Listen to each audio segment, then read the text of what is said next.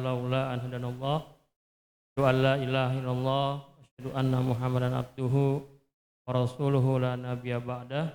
Allahumma shalli ala Muhammad wa ala ali Muhammad kama shallaita ala Ibrahim wa ala ali Ibrahim wa barik ala Muhammad wa ala Muhammad kama barakta ala Ibrahim wa ala Ibrahim fil alamin innaka Hamidum Majid.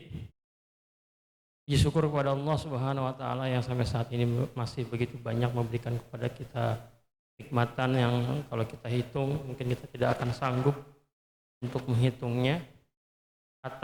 Walaupun mungkin ada beberapa kenikmatan yang tercabut sementara di diri kita, tapi masih begitu banyak nikmat yang Allah berikan kepada kita semua. Oleh karena itu, marilah kita terus berusaha maksimal mungkin untuk terus beribadah kepada Allah Subhanahu wa taala. Salawat dan salam kepada junjungan kita Nabi Muhammad SAW, pada keluarganya, pada sahabatnya, para tabi'in, para ulama, para pengikutnya, dan umatnya yang senantiasa istiqomah di dalam menjalankan agama ini. Mudah-mudahan kita semua bisa mendapatkan syafaat Nabi di yaumil akhir dan mendapatkan surganya Allah Subhanahu wa taala. Seperti biasa di hari Ahad, di pekan kedua, Ahad subuh, kajian Ahad subuh akan diisi oleh guru kita Ustadz Haji Izzatullah LC, yang pekan kedua setiap Ahad itu materinya tentang hadis arba'in. Baik, kita awali membaca basmalah dan doa. Bismillahirrahmanirrahim. Rabbi shrah li sadri wa yassir li amri wahlul 'uqdatam min lisani yafqahu qawli. Rabbi zidni ilma warzuqni fahma zidni huda. Allahumma inna nas'aluka ilman nafi'ah wa rizqan thayyibah wa amalan mutakabbalah. Pada Ustadz kami persilakan.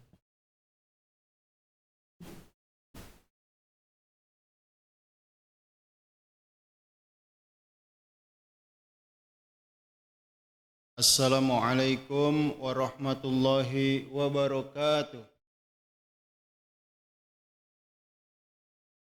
Alhamdulillah, wassalatu wassalamu ala rasulillah, wala hawla wala quwata illa billah. Ashhadu an la ilaha illallah wahdahu la syarikalah wa ashhadu anna muhammadan abduhu wa rasuluhu la nabiyya ba'dah. Jamaah yang dirahmati Allah Subhanahu wa taala, telah sampailah kita kepada pembahasan hadis yang ke-17. Hadis yang ke-17 dalam kitab Arba'in Nawawi berbicara tentang ihsan, berbuat sebaik mungkin. Kalau ibu-ibu di rumah masak seenak mungkin. Walaupun uang belanja cuma 50.000. Tapi bisa dapat masakan enak. Bisa. Ini namanya al-ihsan. Berbuat sebaik mungkin. Kalau dalam bahasa Arabnya al-itqanu fil amal. Kayak orang Jepara, kalau bikin mebel, sampai diekspor. Karena dia ihsan. Al-itqan, ijadul amal. Makanya kalau orang ngapal Quran harus mutkin. Mutkin itu apa? Hafalannya kuat, nggak ada salah, tajwidnya bagus, lancar. Nah itu mutkin. Ihsan juga demikian. Al-ihsanu fil lughatil arabiyyah, al-itqanu fil amal. Berbuat sebaik mungkin. Kalau bapak nyari nafkah, cari nafkah yang paling baik. Bisa memenuhi kebutuhan rumah tangga, uang jajan istri, uang jajan anak, uang sekolah, wah itu baru dia mencari nafkahnya mutkin. Semuanya terpenuhi. Kalau baru bisa isi bensin doang belum mungkin. Belum ihsan. Itu namanya ihsan. Dalam hadis ini, hadis ke-17 itu diriwayatkan oleh sahabat Nabi yang bernama Shaddad bin Aus Al-Ansari Al-Khazraji, kunyahnya Abu Ya'la. Beliau adalah seorang sahabat Nabi yang faqih, pinter ilmu agamanya. Kata Abu Darda, orang paling faqih di antara kami adalah Shaddad.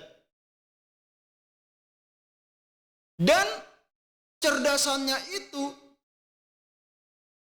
dibungkus dengan kezuhudan, dengan akhlak yang mulia. Orang kalau pinter tapi nggak punya akhlak, gurunya dilawan, gurunya didebat, bapaknya didebat, ibunya didebat bahkan. Nah, kalau baca Al-Fatihah itu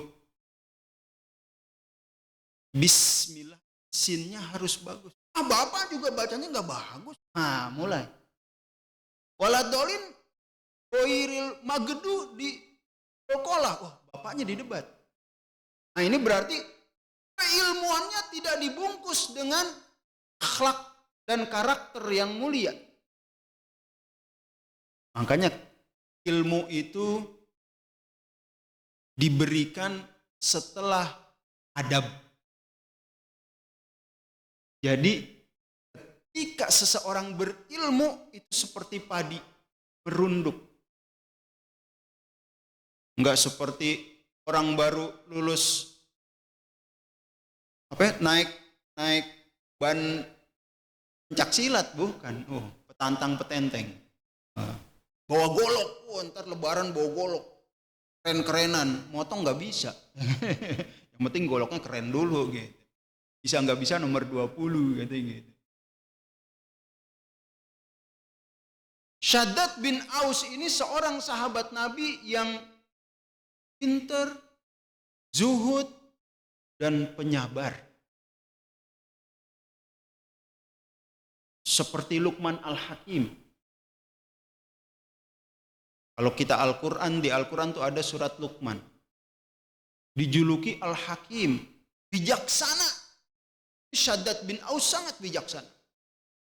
Makanya ketika ada perseteruan di antara umat Islam, setelah Utsman bin Affan wafat terbunuh, itu Shaddad bin Aus menyingkir.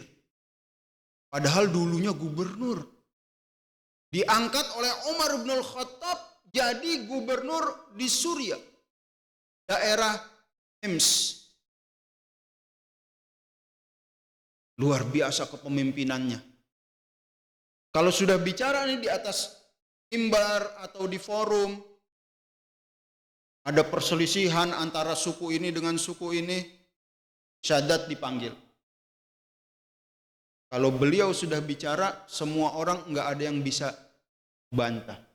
Saking pinternya, saking yang keluar dari mulutnya itu seperti seorang orator. Luar biasa. Ini sahabat Nabi yang satu ini luar biasa.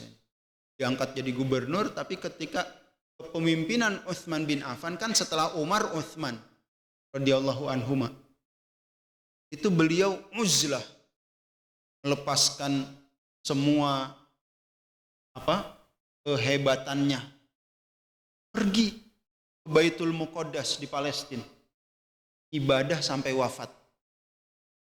Wafat tahun 58 kira-kira segitu, Hijriah, di umur 75 tahun. Masya Allah.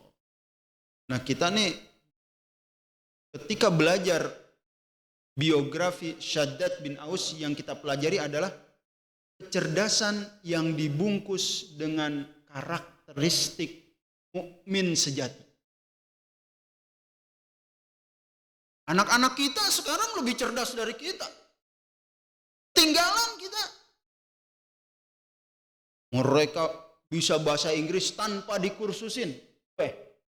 Anak-anak sekarang pinter bahasa Inggris, nggak pakai kursus. Zaman dulu saya kursus nggak bisa-bisa. Sekarang kebalik. Disetelin di rumah TV kabel. Dibeliin kuota. Bahasa Inggrisnya lancar banget. Cuman nonton YouTube. Kan, bahasa Inggrisnya lancar. Dulu saya sekolah itu sampai SMA nggak bisa-bisa bahasa Inggris. Berapa tahun itu? 6 tahun. SMP 3 tahun, SMA 3 tahun. Ini kan SMA-nya di pesantren saya. Ada bahasa Inggris, gak pinter-pinter. Anak sekarang Masya Allah. Baru TK bahasa Inggrisnya lancar. SD, wah lebih lancar lagi. Masya Allah, itu luar biasa. Tetapi kecerdasan ini jangan sampai menjadi kesombongan. Sehingga banyak orang cerdas tapi menyimpang. Bikin senjata untuk ngebunuh. Senjata massal, pembunuh massal. Nah itu, dari kecerdasan juga itu. Tetapi kecerdasan yang tidak dibungkus oleh akhlak. Sekali ngebobol bank miliaran. Kemarin Bank BSI berapa minggu itu Pak? Itu kan orang pinter itu yang ngerjain BSI. Kan? Sampai berminggu-minggu itu. Luar biasa. Ini kecerdasan yang tidak dibungkus dengan akhlak mulia. Makanya di sekolah-sekolah dulu kan cuman SD negeri, sekolah negeri, sekolah swasta. Kan? Yang Islam pesantren, yang Islami pesantren. Sekarang ada sekolah-sekolah enggak pesantren, full day, enggak boarding, cuma nasionalis, kayak SDIT gitu. Ada di sini mana Pak? Ada Rahmani, Nurul Fikri, apalagi banyak tuh, luar biasa. Nah itu yang jadi jargon adalah mendidik anak dengan karakter. Insya Allah anak kita jadi anak soleh. Percuma kalau pinter. Tapi yang terjadi apa? Tidak soleh dan soleha. Kita dengar di berita seorang ayah digugat anaknya 3 miliar. Pas masuk pengadilan, anaknya meninggal dunia. Anak durhaka. Nah ini yang harus diperhatikan dalam pendidikan. Belajar dari Shaddad bin Aus. Seorang sahabat Nabi dari kalangan Ansor dari suku Khazraj. Luar biasa sekali. Beliau itu salah satu sahabat yang meriwayatkan Sayyidul Istighfar. Kita kan udah hafal tuh Sayyidul Istighfar dibaca.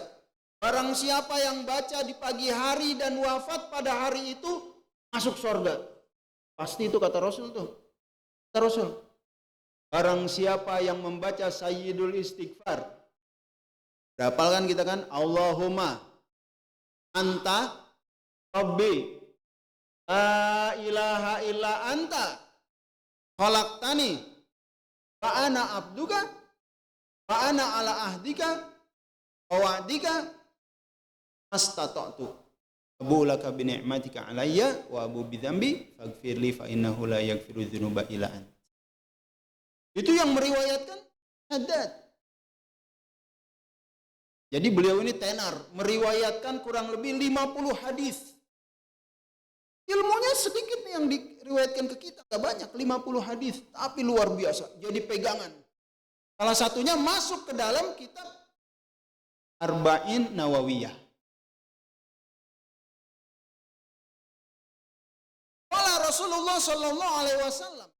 Jadi hadisnya berbunyi Rasul bersabda,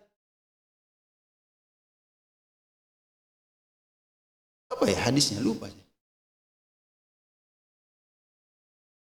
Innallaha katabal ihsan ala kulli syai'.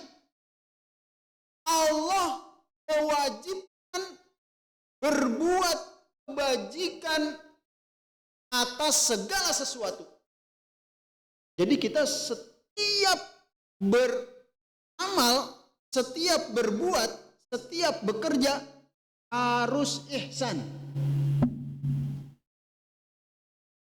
Harus baik, harus mutkin, harus perfect. Makanya kalau ada orang, kalau mesen nastar sama Ibu Anu, nah berarti Ibu Anu ihsan bikin nastar. Kalau beli nasi kuning di Merdeka tuh pas persimpangan, enak itu. Kalau beli lontong Padang di sono, padahal banyak yang jual, banyak banget. Tetapi yang ditunjuk satu warung, satu tempat, karena dia melakukan perbuatan itu dengan ihsan. Dan itu anjuran dari Rasulullah. Innallaha kataba al-ihsan ala kulli syai'. Bapak-bapak di rumah harus ihsan terhadap istri, terhadap anak, terhadap yang ada di rumah. Kan bapak-bapak itu statusnya dua, laki-laki dan suami. Laki-laki punya kewajiban terhadap ibu dan ayah, terhadap orang tua. Makanya kalau suami, ibu-ibu ngasih nafkah ke orang tua, dukung. Karena memang kewajiban utama seorang laki-laki. Dan kewajiban utama seorang suami adalah ihsan terhadap istri. Kalau suami belum ihsan terhadap istri, berarti belum suami. Padahal di surat An-Nisa ayat 19, Allah Subhanahu wa taala menganjurkan wa ashiruhunna bil ma'ruf, dan pergaulilah, bermuamalahlah dengan istrimu secara ma'ruf, yang baik-baik. Marah enggak baik, tinggal. Pelit enggak baik sama istri, tinggalin. Karena diperintahkan apa? Wa ashiruhunna bil ma'ruf. Kalau suami pelit, tunjukin ayatnya. Nisa 19. Biar sadar. Kalau suami lagi marah-marah, tunjukin ayatnya. Nisa 19. Kalau suami yang baik kan, apabila dibacakan ayat Allah bergetar hatinya. Oh iya ya, maafin abangnya. Gak jadi marah deh. Senyum, langsung ngajak kita makan di luar. Ambil piring, sendok, garpu, menasi sebakul, teras makan dah gitu, makan di luar. Iya gitu. Baik banget bang, abang sama istri bang gitu kan. Karena istri kita itu, ya kan, pernah kan dengar cerita Abu Dzar Al-Ghifari, istrinya galak banget, mau curhat nih sama Umar bin Khattab. Umar bin Khattab kan sangar. Abu Dzar datang ke rumahnya, udah pada dengar kan kisahnya kan. Baru mau assalamualaikum, tok pintu, ternyata dia dengar di dalam rumah Umar lagi diomelin sama istrinya. Dan Umar nggak ngelawan kalau diomelin istrinya, nunduk. Gitu. Bukan suami takut istri, tapi suami sayang istri. Itu kalimatnya ini jadi negatif. Suami yang lembut dibilang suami takut istri. Padahal enggak, suami sayang istri. Enggak mau menyakiti istrinya. Istrinya dulu waktu di rumah bapaknya enggak pernah diomelin. Sama bapaknya enggak pernah diomelin. Sama ibunya enggak pernah diomelin. Kenapa ketika diambil sama kita malah kita omel-omelin? Wah, ya kan? Padahal mestinya lebih mendapat kasih sayang. Kita kan begitu, dalam kehidupan derajat harus naik, bukan turun. Dulu kita tinggal sama orang tua kita, ibu tinggal sama orang tua ibu dulu. Rumah kamar 4. Halaman samping kiri pohon sawo. Samping kanan pohon rambutan. Depan cengkeh. Belakang kandang sapi. Enak kan? Iya. Sekarang derajatnya turun apa naik? Samping kanan tembok. Ngomel dikit tetangga denger. Kan gitu. Nah, berarti derajat turun. Padahal kehidupan itu harus naik. Dulu rumah nggak tingkat, tinggal sama orang tua, tinggal sama suami, rumah jadi tingkat. Itu derajat naik. Dulu sama ayah dikasih uang jajan kalau sekolah 50.000. Dulu berapa, Bu? 1.000. Kita beli bakso 2 mangkok. Iya. Sekarang mestinya naik dong. Bisa beli bakso 5 mangkok. Ajak temen 2 orang sama anak berdua. Kita sendiri jadi 5. Gitu. Derajat naik. Ya kan? Itu baru dapat suami yang ihsan. Umar bin Khattab kalau dimarahinnya gitu. Abu Dzar gak jadi ngetok. Berbalik badan mau pulang. Umar tahu nih ada Abu Dzar. Buka pintu. Wahai Abu Dzar. Sini. Kamu datang ke rumahku pasti ada berita penting nih. Ada info apa nih? Kasih tahu. Kemudian beliau pun memberitahu, wahai Umar, tadinya aku mau curhat tentang istriku, mau keluh kesah. Tapi mendengar engkau dimarahi oleh istrimu, aku nggak jadi deh. Ternyata nasibmu lebih buruk daripada nasibku. Istrimu lebih cerewet. Ya. Umar pegang Abu Dzar, wahai Abu Dzar, marahnya istrimu sebentar, ya kan? Pegang, gendong, angkat ke kasur, selesai urusan.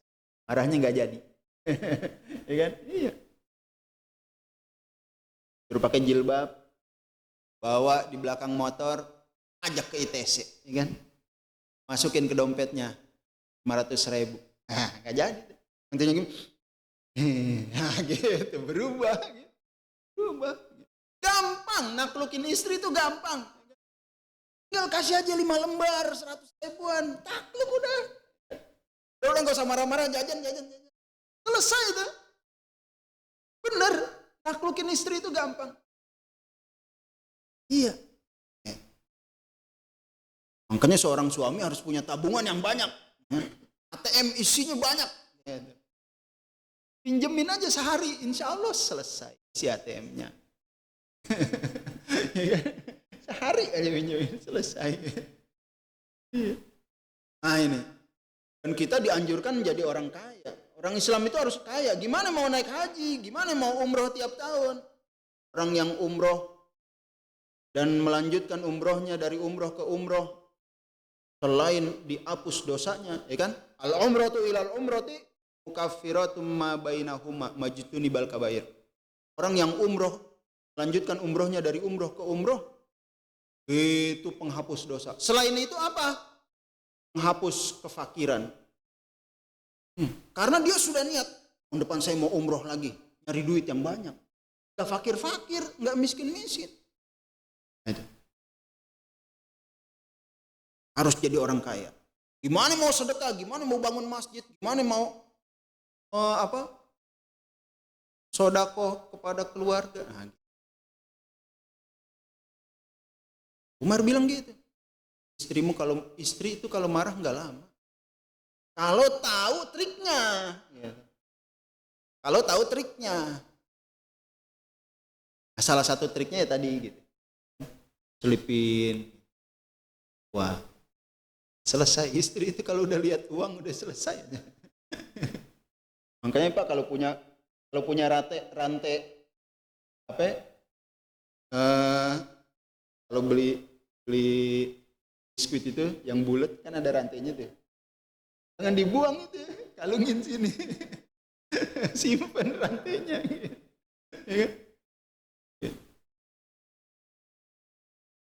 Dan istrimu yang memasakkan untukmu, mencucikan bajumu, menyusui anakmu, mendidik mereka. Apakah pantas kita marahin? Umar gitu nasihatnya temennya. Ingat-ingat kebaikannya. Ya kan kalau istri kita, Masya Allah, luar biasa deh orang Indonesia. Dari pagi udah bangunin kita tuh. Yang bangunin kita siapa? Istri kita. Bangunin kita, kan nyiapin pakaian kita, nyetrikain, nyuciin, nyapu di rumah, ngepel, apa lagi? Masakin, benerin genteng, nebang pohon. Iya. Iya. Makanya kalau sampai sore masih pakai daster wajar. Apa? Habis naik genteng. Bocor tadi genteng dibenerin sama istri. Luar biasa istri kita. Makanya jangan dimarahin. Mereka itu terbuat daripada tulang rusuk yang bengkok. Yang apabila kita kasarin patah. Rasul, in aqamtaha kasartaha. Kalau kau keras, dia akan patah. Ya? Ceraikan aku bang. Pulangkan saja aku pada orang tuaku. Karena di orang tuanya dikasih jajan, di kita nggak pernah dikasih jajan. Baju udah robek-robek, nggak beli-beli. Nggak beli-beli gitu. Sampai bajunya jadi kain pel baru, di baju yang baru. Dasternya udah jadi kain pel. Ada. Makanya kita belajar dari sahabat-sahabat Nabi itu Masya Allah. Oh, luar biasa. Inna allaha katabal ihsan. Ihsan yang pertama sama Allah. Berbuat sebaik mungkin yang pertama kepada Allah. Sama Allah kita baik. Caranya gimana? Taat, tunduk, lakukan segala yang diperintahkan, meninggalkan segala yang dilarang. Itu kepada Allah. Dan Allah memerintahkan, contohnya dalam surat Al-Baqarah ayat 159.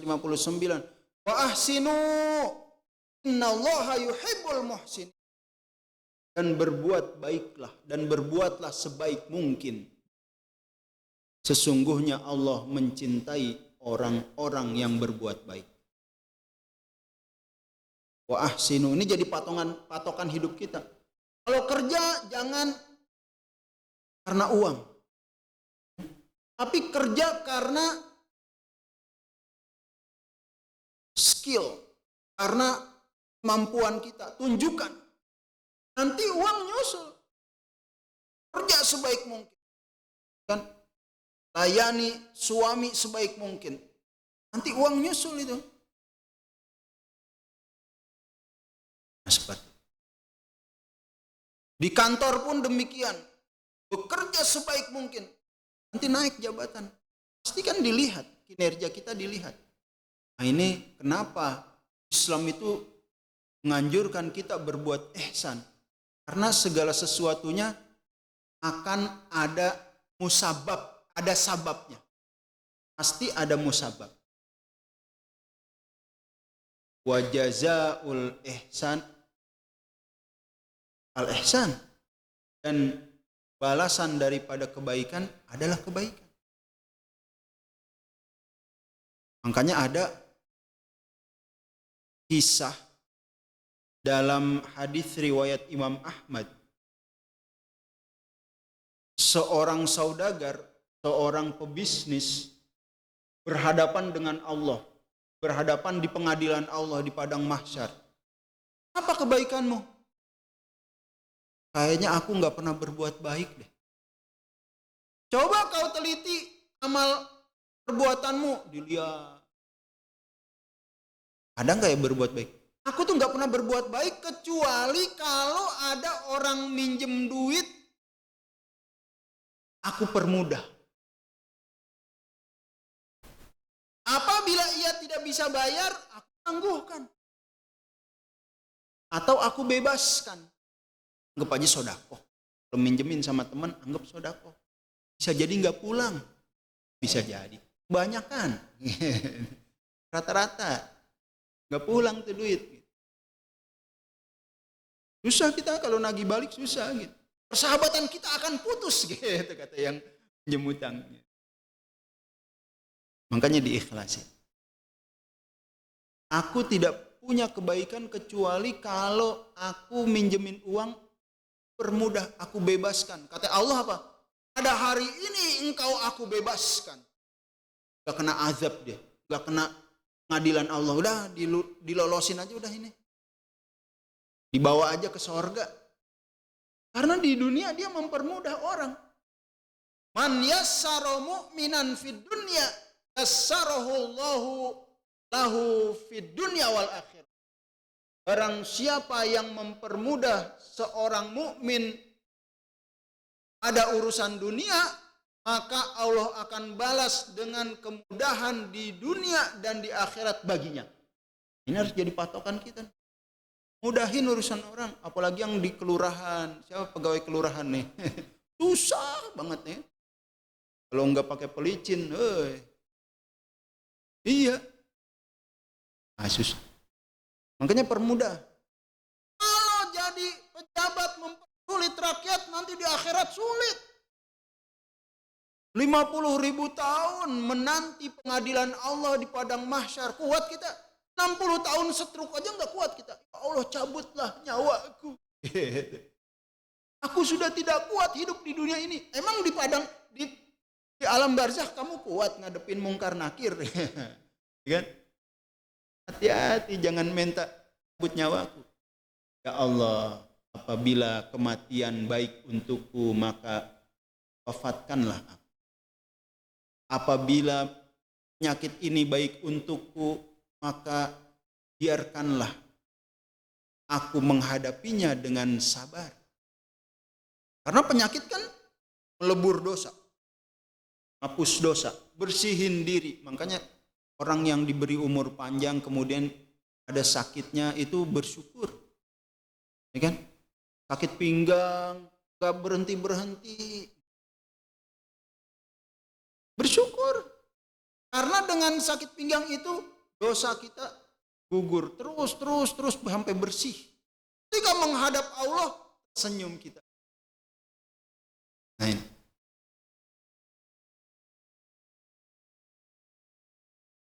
Al-ihsan ma'allah.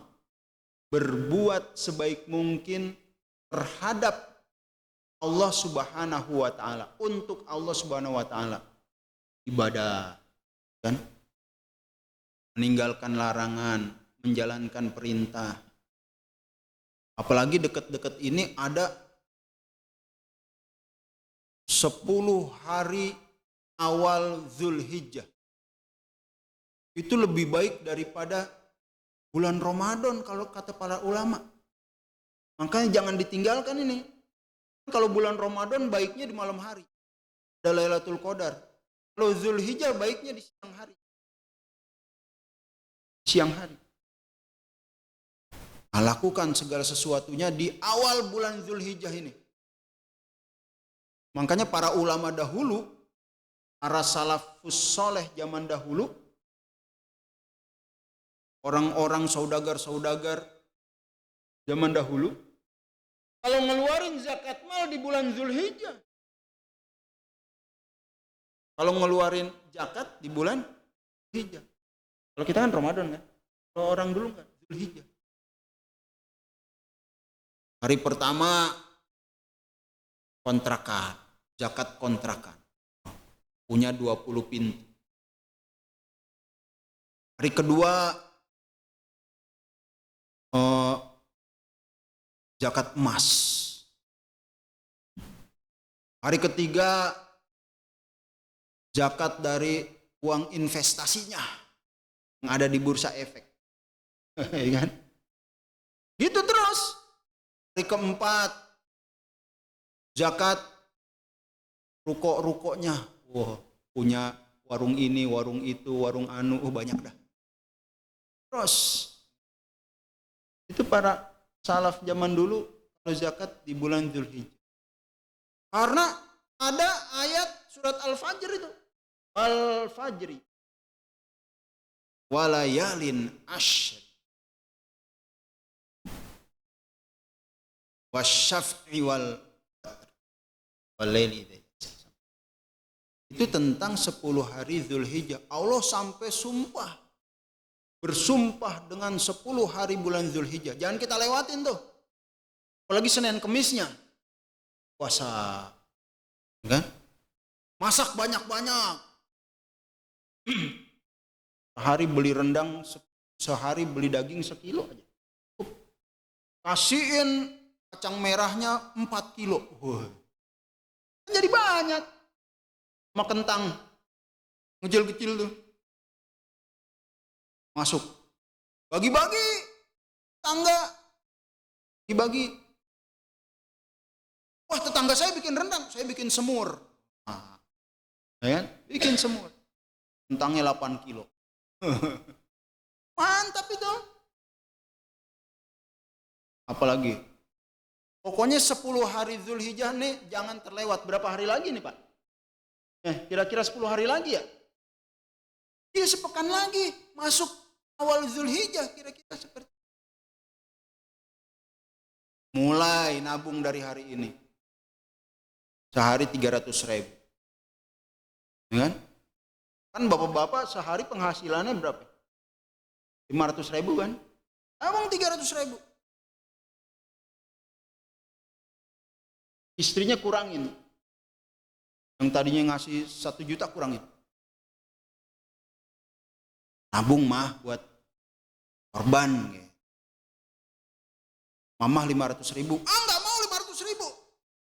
Biasanya jutaan. Udah mama setengah juta. Kalau setengah juta. Penting ada jutanya. Ya kan? 500.000 enggak mau Pak. Enggak mau. Kurang dong duit mama. 500.000. Terus setengah juta. Oke. Yeah. Pinter banget lah istrinya. Yeah. Usap ubun-ubunnya. Tiup. Gitu. Gitu. Nah.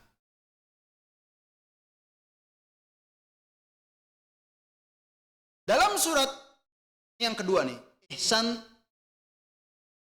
ilal khalqi. Dalam surat An-Nisa ayat ke 36.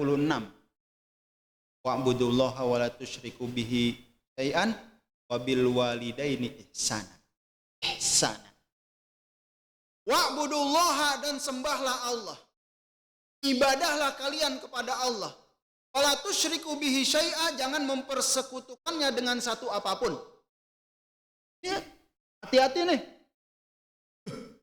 Ustadz mah jangan dipercaya. Musyrik, percaya sama Allah. Ya.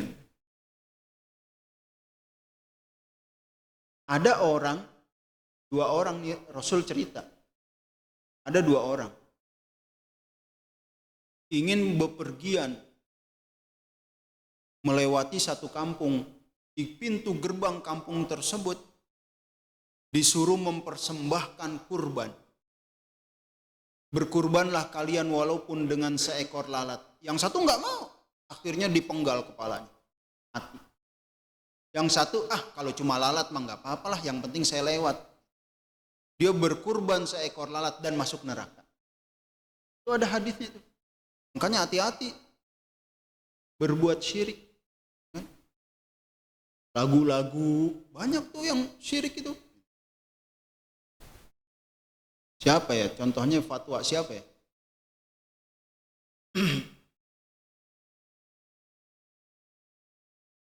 Kan lagu-lagu banyak yang syirik. Hati-hati, apalagi lagu-lagu yang melankolis gitu. Jangan sampai terucap. Hanya untukmu, hanya kepadamu, itu kalimat-kalimat, hati-hati. Kalau terucap syahadat lagi. Nah, ini yang harus kita waspadai. Jangan berbuat syirik sedikit pun, setitik pun terhadap Allah Subhanahu wa taala. Ria aja nggak boleh, apalagi syirik, kan? Karena ria termasuk syirik kecil. Wa'budullaha wa la tusyriku bihi syai'a wa bil walidaini ihsana, dan berbuat baiklah kepada kedua orang tua. Kita rawat sampai kalau beliau meninggal, kita mandikan. Yang perempuan memandikan ibunya, yang laki-laki memandikan ayahnya. Itu servis terakhir. Kita kafankan, kita sholatkan, kita masukkan ke liang lahat. Setelah itu kita doakan. Karena orang tua sangat butuh dengan doa kita. Lah kan saya juga udah tua Pak Ustadz. Iya, tapi kan kita punya orang tua. Doakan. Sehingga nanti anak kita mendoakan kita. Nah, Mama lagi ngapain sih, Mah? Lagi doain nenekmu, lagi doain kakekmu, mbah buyutmu. Oh gitu ya? Iya, kamu juga nanti doain Mama. Ini kan pendidikan buat anak, kita contohin. Seperti itu. Wabil walidaini ihsana, terhadap kedua orang tua berbuat baiklah.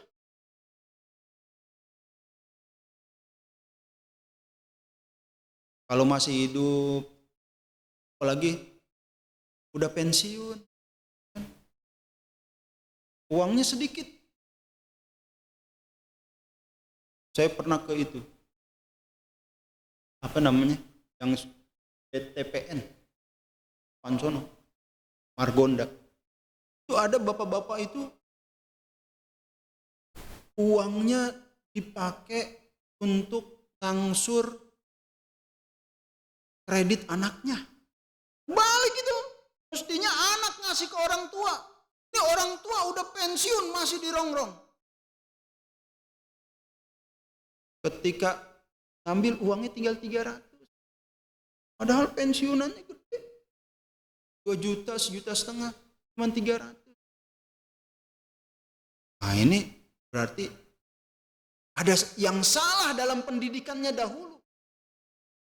Malah anak yang masih minta sama orang tua udah gede.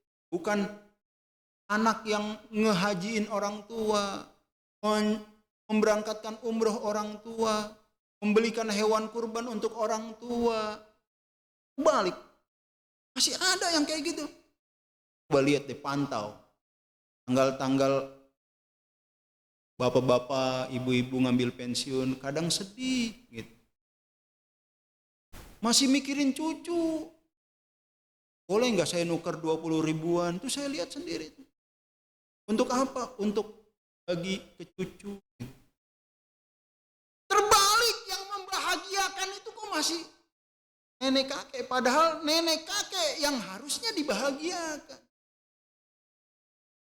Nah ini. Wabil walidaini ihsananya enggak jalan. Enggak diaplikasikan, enggak diamalkan. Padahal ayatnya jelas. An-Nisa 36. Banyak tuh di situ disebutkan ihsan kepada pertama orang tua. Wabil walidaini ihsana wa bizil qurba, dan kepada karib kerabat. Saudara kita, ya kan? Wal jari zil qurba, dan tetangga yang memiliki kekerabatan. Dan kita bertetangga sama adik kita, sama kakak kita, sama sepupu kita, sama om kita, sama tante. Kan? Itu yang perlu kita dulukan dibanding orang lain. Karena kalau kita berbuat baik kepada saudara, dapat 2. Pahala kebaikan dengan pahala silaturahmi. Menjalin hubungan kekeluargaan. Apalagi sekarang udah ada grup keluarga. Kita perhatikan itu.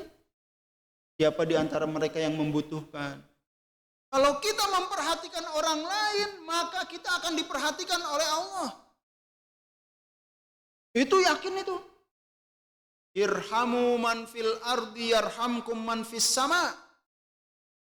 Berbuat kasih sayanglah terhadap sesama kalian yang ada di bumi, maka kalian akan disayang oleh penduduk langit.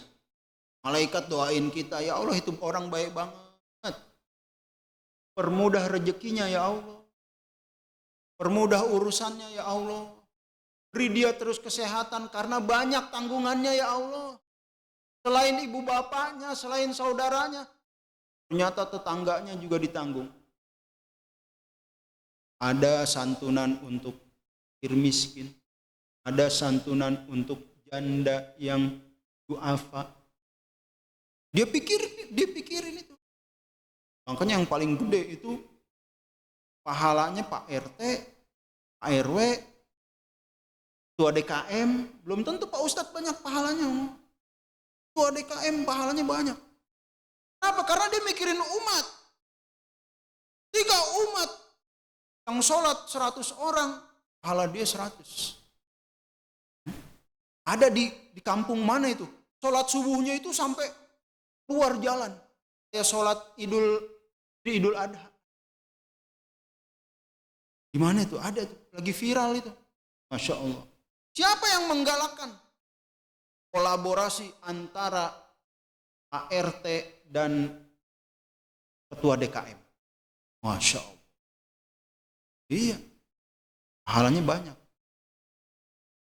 Orang yang berbuat kebaikan, orang yang mengajak orang kepada kebaikan, dia akan mendapatkan pahala sebanyak orang yang diajak. Orang yang mengajak orang kepada keburukan, dia akan mendapatkan dosa sebanyak orang yang diajak. Hati itu. Jangan jadi ketua RT ngajak dangdutan. Dosanya sekampung. Kampung lain ngikut nonton, tambah lagi 2 kampung. Hati-hati. Iya. Tadi suratnya apa? An-Nisa 36. Wabil walidaini ihsana wabidzil kurba wal jari dzil kurba wal jaril junub wasahibi bil jambi, dan teman yang ada di sisi kita. Suami dan istri, teman yang ada di sisi kita. Anak kita sama suami kita lebih penakut siapa, Bu? Ibu punya suami dan punya anak. Yang lebih penakut siapa? Suami kita. Kalau tidur minta ditemenin. Nah kita kan enggak. Tidur berani dia di kamarnya sendiri. Suami enggak berani, tidur minta ditemenin. Penakut. Ya kan? Wasahibi bil jambi. Teman yang ada di sisi kita. Suami kita, istri kita. Itu harus diperlakukan dengan baik. Dengan ihsan. Wal masakin. Sebelumnya ada wal masakin. Wabni sabil. Orang miskin dan orang dalam perantauan, perjalanan. Itu orang rumah ngontrak. Rantau. Mahasiswa. Ngekos. Kasih.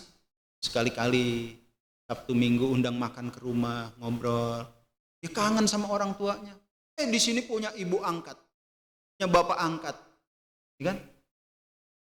Kalau dia sukses, ntar dia datang lagi. Ingat sama jasa kita. Anak kita dilamar, asik gitu. Ya kan?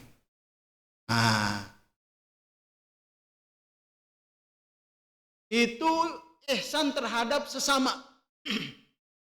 Yang ketiga, ihsan terhadap diri sendiri. Jadi harus diperhatikan juga diri kita, jangan orang lain doang gitu. Ibadah ada istirahatnya. Ya kan? Makanya Abu Darda itu istrinya bajunya compang-camping. Lusuh, dekil and the kumel. datang ke Nabi, ngeluh, Abu Darda tidak pernah menjamahku. Dia hanya selalu bermunajat kepada Allah. Sholatnya siang malam gak berhenti. Kalau siang puasa, kalau malam tahajud, qiyamul lail, gak pernah menjamah istrinya. Rasul ngomel itu. Inna alaika hak. Engkau juga punya hak. Jangan ngelaksanain kewajiban terus. Kan? Jangan di rumah terus, Bu. Kan ngepel, nyuci, masak, jangan. Haknya minta sama suami. Jalan-jalan, traveling, apalagi refreshing, ya kan?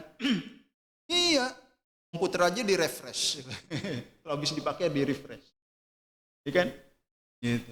HP aja suka di refresh itu. Ya kan? Matikan daya, nyalakan ulang, gitu, di refresh biar seger. Kalau error dikit, ya kan? Harus ada hiburannya.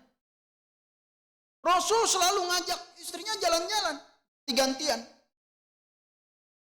Kalau pergi ngajak Aisyah, Aisyah udah, besoknya Sofia, Sofia udah, besoknya Ummu Salamah, nah gitu. Ganti-gantian. Boleh Bu, Bapak ganti-gantian. Wah, ibunya juga harus kasih ganti-gantian. Hari ini istrinya, besok anaknya, ya kan? Istrinya hari ini diajak ke Pulau Seribu. Wah. Di pulau apa itu? Pulau Tidung. Wah, mantap kan? Ada jembatan cinta. Iya. Besok anaknya ajak ke Kidzania. Hiburan. Perlu hiburan. Nabi gitu, Nabi. Jangan di rumah aja. Harus tahu dunia luar. Oh, ternyata sekarang zaman udah berubah. Istrinya tahu. Akhirnya dia bisa memberikan sikap yang terbaik untuk suaminya. Berapa menit lagi gitu?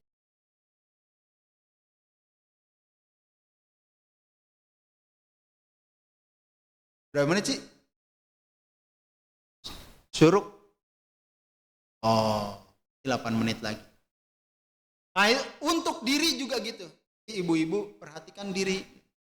Jangan sampai lusuh. Harus dandan. Ya kan? Alis lempengin. Set. Kayak apa ya? Justice Bow. Wah, yang film kungfu zaman dulu tuh. Justice Bow. Set, lempeng alisnya. Bibirnya dimenorin dikit. Suami kan kalau datang udah oh, Masya Allah. Suami senang banget itu. Luar biasa. Nah itu. Sehingga suami betah di rumah. Tapi jangan jadi pengangguran, betah di rumah jadi pengangguran, jangan. Aspal. Udah selesai. Berarti 16 menit lagi. Pas jam 6. Salah ya? Benar itu ya? Alhamdulillah. Harus dibenerin itu. Karena saya ngelihatnya kan ke sono. Kita lanjut langsung aja ke ujung dari hadis ke-17. Innallaha katabal ihsan ala kulli syai'. Fa iza qataltum fa ahsinul qitlah. Kalau engkau membunuh, maka bunuhlah dengan cara yang baik. Fa iza zabahtum fa ahsinuz zibha.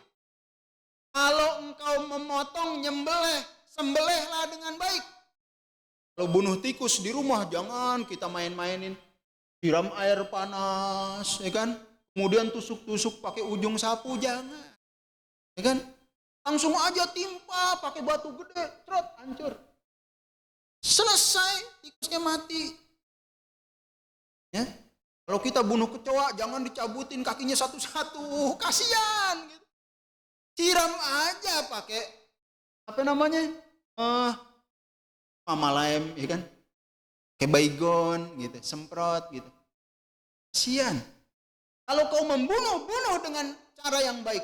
Pokoknya ntar kalau jatuhin sapi, kan? Dengan cara yang baik. Sapinya biar nggak bergerak, pegang tali kekang yang ada di sini. Sapi nggak muter-muter tuh, nggak muter-muter. Pegang sini. Ada dari sini, tali sini, ya kan? Leher, kepala gitu ke apa? Pegang sini. Pegang. Nggak bergerak. Pijit pahanya. Hanya pijit. Paha bagian belakang nih pijit. Lemas dia. Jatuh. Caranya gitu. Jangan sampai kakinya ditarik-tarik. Nggak jatuh-jatuh. Akhirnya yang narik ditendang. Wah, mati. Iya, penjagalnya mati. Ada itu. Ada kasus-kasus seperti itu banyak. Makanya sekarang kan udah banyak tuh diajarin tuh. Cara merebahkan sapi yang baik dan benar. Sapinya sininya dipijit. Apa namanya? Bagian pinggulnya tuh pakai tali. Nah, ini sapi. Ini kepala. Ini pinggul. Ikat nih pinggulnya nih. Set. Sapinya langsung rebah. Nggak bisa napas. Iya, dengan cara yang baik. Ibu ngelihat saya ketawa parah nih, Ibu. Saya kan kambing bukan sapi. Ada jenggotnya. Oke. Itu juga kalau rebahin kambing kan, kita peluk. Ini kepala kambing, kan? Ini buntut kambing, kita peluk ini.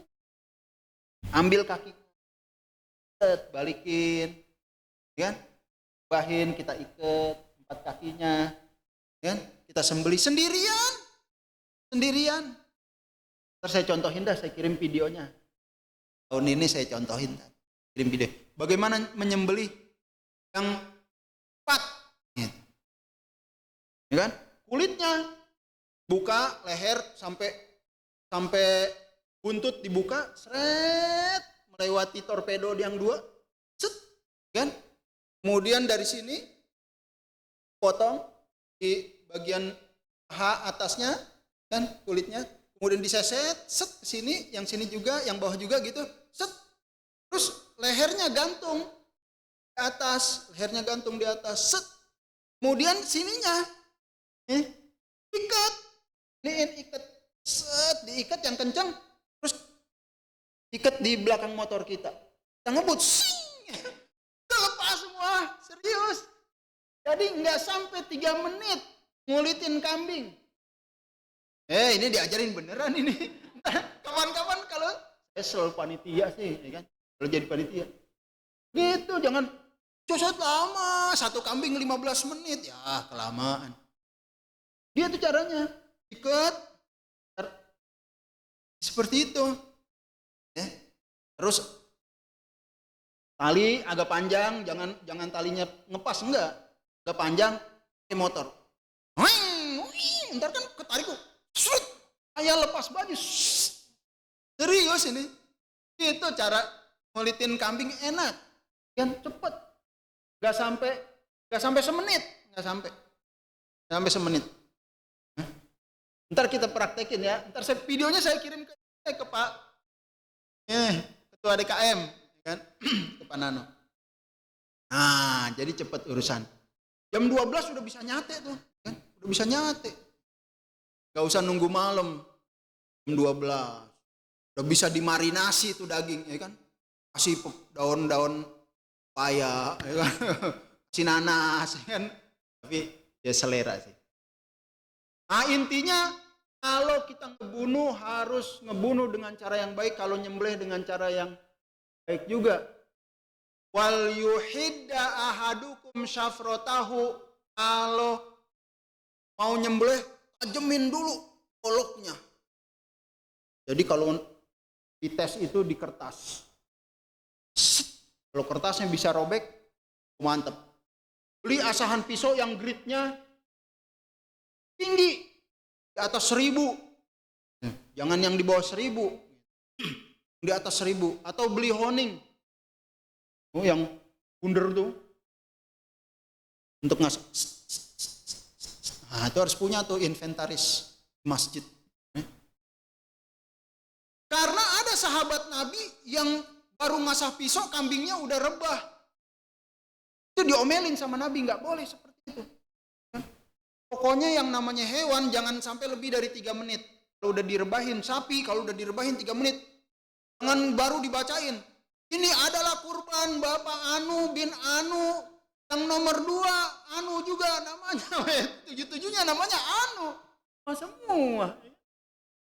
Jangan. Bacain dulu aja kalau mau, ya kan? Baru rebahin. Jangan direbahin dulu. Karena jantungnya itu 3 menit masih kacau. Jadi enak motongnya. Kalau udah 3 menit berontak dia. Rebahin aja. Seperti itu. Makanya cepat-cepat kalau ngerebahin yang lembut, ya kan? Pegang nih, yang tali kekang sini. Tali kekang sini pegang. Lintir dah tuh sapi. Sendirian ngerobohin sapi jatuh. Orang sapi kita paling 350 kilo. Kecuali ya limousine mental gede-gede 600. Nah, kan nggak bisa sendirian. Itu cuma sapi Bali. Kecil-kecil. Sapi di sini berapa kilo, Pak? 350. Gak nyampe sendirian aja, ya kan? Nah, gitu. Gitu, sendiri. Nih, dipulintir. Nah, lintir gini. Jatuh sapi, jatuh. Ngejengkang dia. Seperti wallahu a'lam bishawab. Ada pertanyaan enggak tentang kurban? Silahkan. Ini hadis riwayat Muslim. Hadis ke-17 tadi hadis riwayat Muslim. Silakan Bapak Ibu kalau ada yang mau ditanyakan berkaitan dengan materi hadis Arba'in hari ini. Silakan. Bu, ada yang mau tanya? Tidak ada? Saya mau tanya Ustaz. Iya. Kalau tadi kan konteksnya tuh membunuh. Itu membunuh itu bukan bunuh orang ya, bunuh orang juga. Oh, bunuh orang juga iya, termasuk itu. Jangan kayak PKI, bunuh orang, kan disiksa dulu. Siksa, darah itu merah jenderal, wah kasihan. Udah bunuh aja, jedor, mati gitu. Jangan disiksa. Dipotong dulu tangannya, lidahnya, jangan, nggak boleh. Kalau kita nanti dalam keadaan berperang jihad fisabilillah, membunuhlah dengan cara yang baik. Pisaunya harus tajam gitu. Ya. Pelaksanaan hukuman mati ya untuk benar. Kisos gitu. Kayak tadi saya contohin kecoa, tikus, ya kan. Jangan sampai menyiksa. Wallahu a'lam bishawab. Subhanakallahumma wa bihamdika asyhadu an la ilaha illa anta astaghfiruka wa atubu ilaik. Wassalamualaikum warahmatullahi wabarakatuh.